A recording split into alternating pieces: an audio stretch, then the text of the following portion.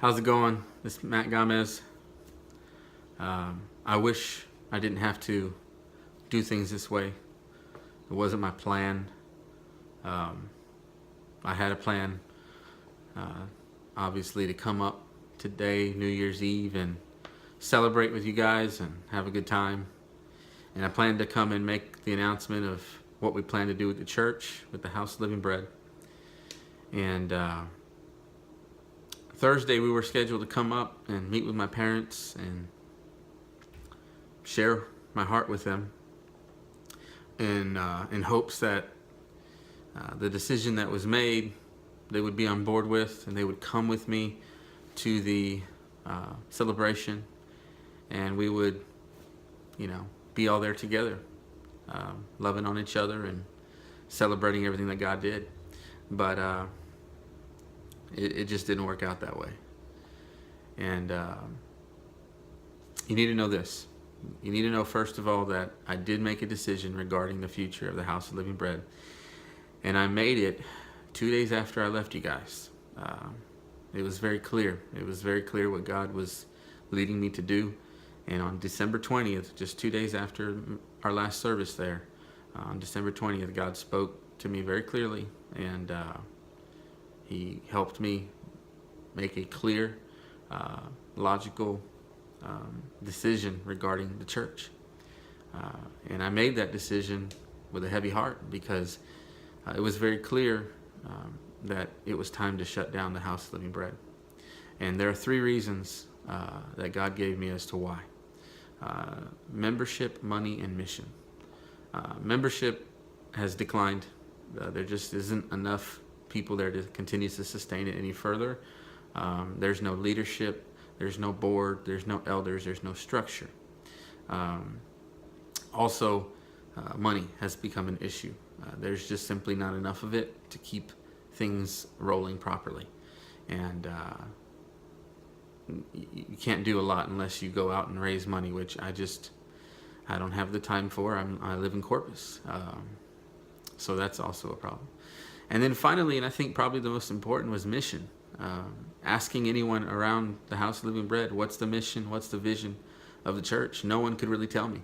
There wasn't a clear vision that y'all were following. There wasn't a clear mission as to why y'all were gathering. That is a problem. And those are 3 legitimate reasons that aided my decision. And then, of course, there's the issue of my dad's spiritual health, his mental health. His relationship with my mom is still increasingly unstable. The reason I didn't come up Thursday was because there was an incident, and police had to get involved, unfortunately. And so things are just still not well with them. My mom is okay. She's doing just fine, but their relationship is so tumultuous right now. It just is not.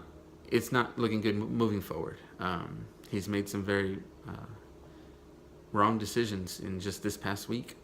And even though they did not know my plan, and even though I planned to come and share it with them in hopes that they would be on board, it really didn't even matter at this point, because he was beginning to make a threat that he was going to show up to our New Year's Eve service and tell everyone that me and my mom stole the church from him and lied to him and coerced him and forced him into this, which none of that is true.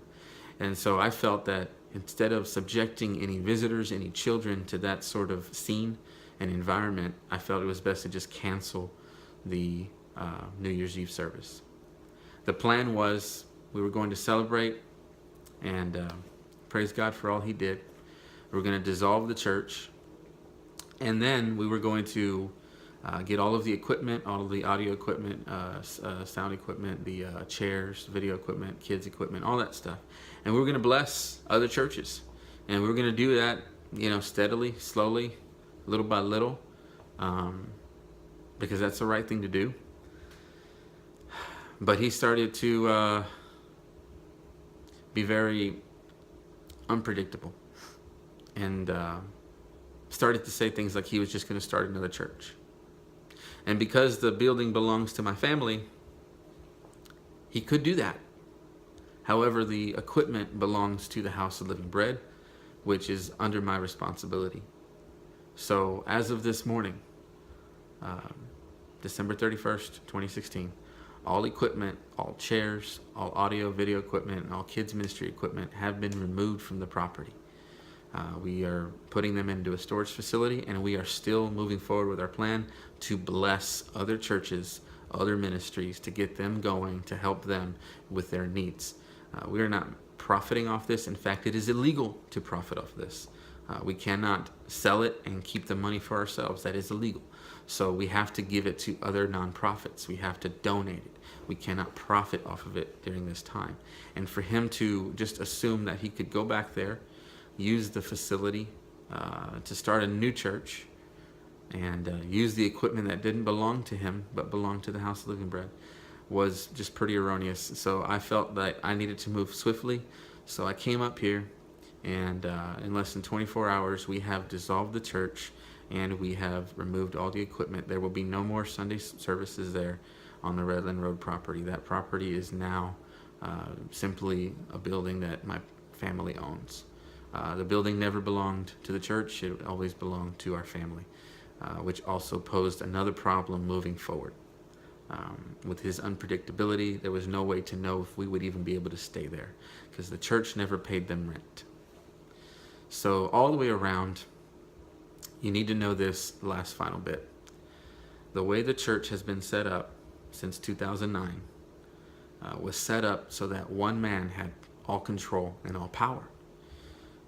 It was set up so that my dad could make a decision and no one could challenge him. What he doesn't realize is that as soon as he resigned, all of that authority and power fell to me. So any decision I make, he can't challenge by his own doing, by his own documentation and system that he set up. So unfortunately, I'm exercising those privileges simply to spare anyone else any more heartache and pain, and so that moving forward, the House of Living Bread doesn't continue on in some sort of tainted way. We felt that it was best that we shut it down back on the 20th, but today it's even more clear as it is the right decision. There's just no way around it. It's the right decision. I'm praying for you. I'm praying that you find a new home to go worship. I'm praying that you guys find a new place to go worship. If you guys want to join together and form a church, more power to you. The world needs more local churches. But just, I have this one petition to you. Set it up the right way. Do it the right way. Get a board, get elders, get some actual leadership in there. And don't let it be a repeat of what's been done here. It's a sad day. My heart is hurting.